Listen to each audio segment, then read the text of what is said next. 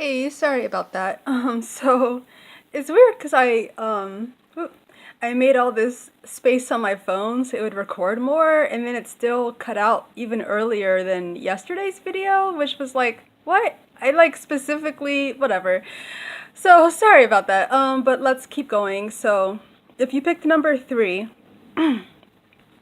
I guess it was also necessary for it to stop suddenly, like really much earlier than I was thinking it would, because it gave me some time to kind of like settle into your energy more, so I could channel your message more clearly. Because I got such a really strong. It was probably my energy that turned the video off, to be honest, because it got so strong and like just really tough. So I'm getting told right now to kind of just go over each of the cards like in detail and then do your actual like full message. So the first card they want me to look at for you that picked number three is the Temple Path card, and they're telling me to let you get like a closer look at it. So there's a few different groups of you guys that picked this card. For some of you guys, the temple itself, I'm getting that what's being hidden from you is actually like your past life memories. And I know some of my past life memories, when I've gotten readings from other people, they'll always say, oh, we see you like in this sort of place that looks like this, and like wearing a white dress. And so that's why this kind of like represents for me like past life memories at the moment.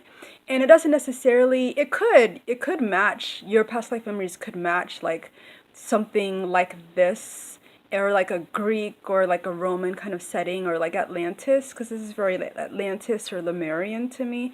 Um, and the reason that they want me to focus on this so much for you for that is that specifically you're being called to bring forth your memories right now, which is kind of difficult, but from my experience, and also I'm being told to warn you, it is difficult, and it's not going to be enjoyable necessarily, but it's very important because you have a lot of lights for the world that need to come forward, and you can guide people like on a path to themselves. For another group of you, I'm getting that what this is really about is just that you've been feeling kind of lost, and not really knowing where to go. And so for some of you, this is also a warning actually not to get involved with like any spiritual organizations in particular. So if you have like a guru or someone that's like, hey, join my seminar or join my thing, that's actually not the right path. And try to like walk away from that. I know that you're feeling lost, and I know that you need some guidance, and there's people like me, and we try to like be of the light to give you that guidance. But what we won't do ever is like usurp your own autonomy and tell you that I'm gonna think for you, because you're an autonomous being. And some of these gurus you guys are looking to right now that picked this card, this deck, want you to like discard, get rid of all of your own thoughts and take theirs, which is really harmful for you. And then a third group of you guys that are watching, it's like a lot of different groups, you're being told specifically that you need to, it's a kind of a mixed message. It's like kind of, what are they saying? Like kind of going into nature more, sort of being more of a steward of nature, sort of like connecting more of nature. Um, okay, I think I see more what they're saying. So it's kind of like where the world of man is the phrase I'm hearing, where the world of man has failed you, like to connect with things that are more in tune with like where you are, which could be like fairy. And I'm creating a course, releasing a course soon that's going to help connect people with that, so you can look out for that. But connecting with fairy, connecting with like ancient ways of being that are also connected to nature too, and that's a more authentic path for you. And then the second card is seventh chakra, Archangel Uriel. And Uriel in this card is like this really pretty woman, right? Whereas traditionally Uriel is like a guy, but depicted here, she's this woman, and she's holding this book of like knowledge, and she has these like wings outstretched, and she's violet, which is the color of the crown chakra, the seventh chakra.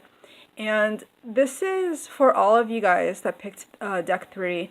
You're all being told that you can trust your own inner guidance, which kind of goes back to some of the messages we got for that card, which was, not to trust other gurus and other people more than your own self, that your own guidance is valid, your own guidance, and the path that you want to take is the path that you should take.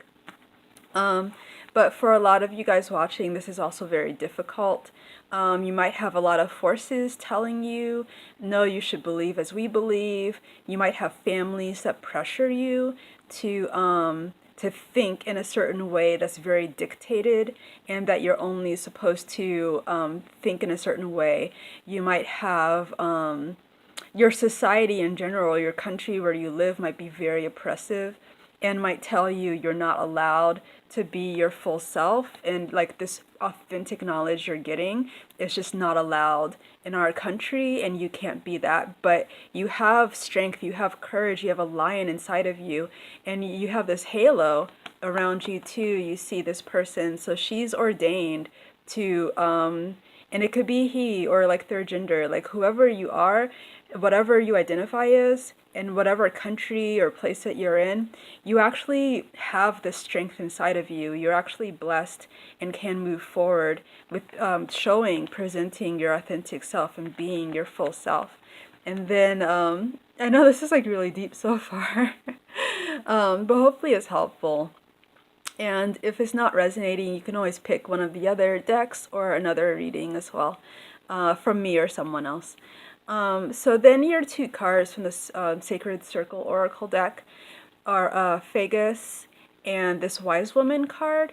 And for me, this is super powerful and also empowering to you again, that you have ancestors watching over you, going back all the way to the beginning of your lineage. You're not alone. You are empowered.